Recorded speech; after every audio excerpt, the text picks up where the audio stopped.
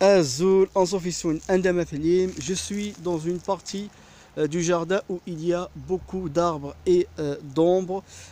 Avant de venir ici, j'avais une grande appréhension.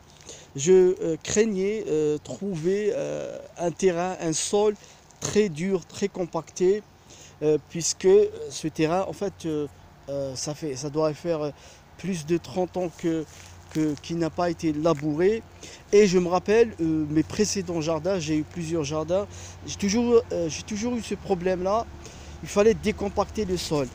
Et lorsque j'ai commencé à travailler le sol ici, j'ai vraiment été surpris parce que ce n'était pas du tout compact. Là ici, c'est vraiment, il est complètement sec. Et lorsque si je peux faire créer des sillons ici sans mouiller le sol, sans trop me fatiguer.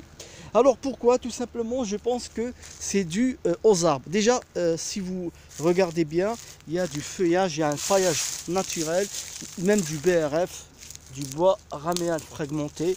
C'est l'idéal pour maintenir un sol en excellente qualité. Et vraiment, c'est un sol en excellente qualité.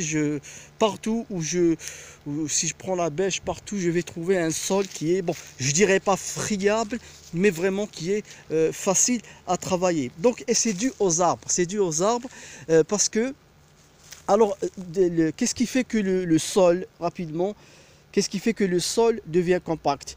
Lorsque les hommes ou les animaux marchent sur le sol, ils le rendent compact. Il y a aussi l'effet des vents et de la pluie, surtout lorsqu'ils sont forts. Et bon, c'est ici, les arbres, en fait, comme je l'ai dit plusieurs fois, ils agissent comme brise-vent.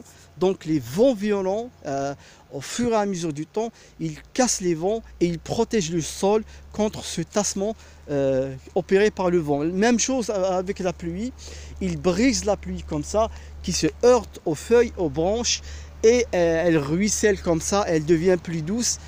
Et bien sûr, toutes ces feuilles-là, tout ce bois-là, eh bien, en fait, il couvre le sol et c'est l'idéal pour les vers de terre. Donc, d'ailleurs, déjà, les feuilles nourrissent les vers de terre, la première des choses. Et en plus, les feuilles, elles font de l'ombre au ver de terre.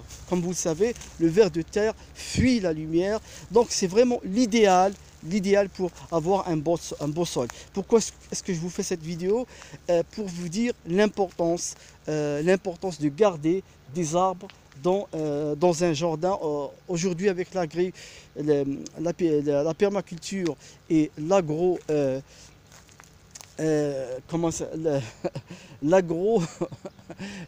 biologie, l'agrobiologie, oui. Eh bien, on a une nouvelle conception de l'agriculture et l'arbre est en train d'être réhabilité.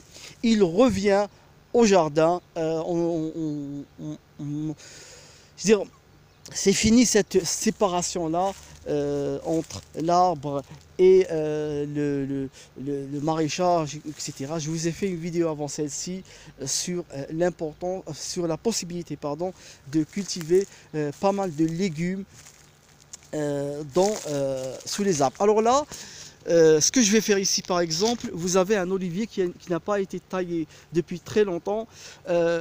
Quand on taille un arbre, qu'est-ce qu'on fait? On éclaircit le milieu. Donc là, vous avez des tiges qui sont devenues énormes au cœur de cet olivier. Je vais commencer par les enlever après la cueillette des olives, parce qu'il y a des olives ici. Et l'huile d'olive, elle coûte très cher.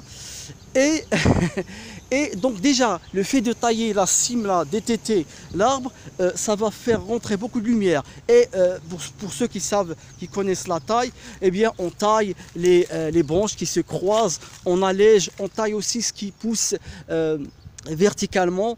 On laisse, lorsqu'on taille un olivier, on laisse les branches qui penchent comme ça. Bon, c'est pas une vidéo sur la taille de l'olivier, mais une fois que je vais tailler cet olivier, eh bien une importante quantité de lumière va entrer. Donc c'est pour ça que je ne suis pas pressé de les couper. Peut-être que je ne sais pas si je vais les garder tous, mais c'est important de savoir il faut toujours réfléchir avant de couper un arbre parce que ça prend tellement de temps à pousser un arbre comme ça, parfois des dizaines d'années. Le couper comme ça en quelques minutes sans réfléchir, c'est pas quelque chose qu'il faut prendre à la légère. Voilà donc l'importance des arbres pour maintenir un sol non compact.